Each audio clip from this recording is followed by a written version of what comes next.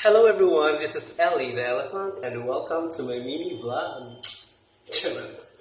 So, Sabado karon, wala ko nabuhat since ako naman usa sa balay and might as well later on mubisita nga rin ang ako uyab. Char, biga-biga.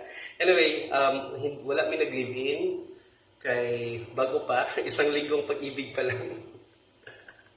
So, nagstay siya sa Picas nga building. Nakakondo gyapon siya solo and I am solo as well. Pero we don't have plans pa na mag-live-in kay I'm not welcoming din sa ngayon. Wa pa'y plano na mag-live-in, live-in.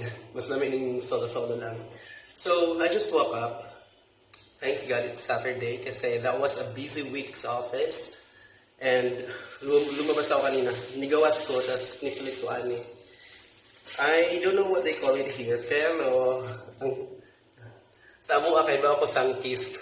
Ganun. Namis lang, kay uso mo diri ang ubo. So, kinahanglan na to mga vitamins nga ani, mga sa vitamins sa kainin. Tsara. So, ayun. Gimingaw ako kay sa amo kay mamukpo ra mga patag. Naman mi ani, nagdagkay sutil pod.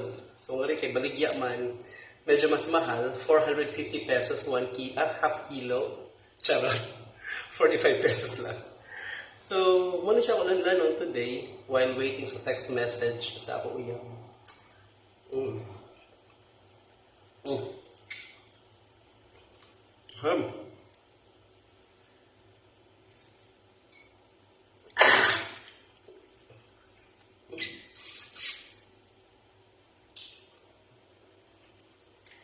Ay, shit.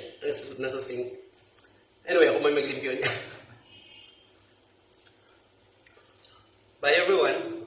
So that's it. That's it. Bye.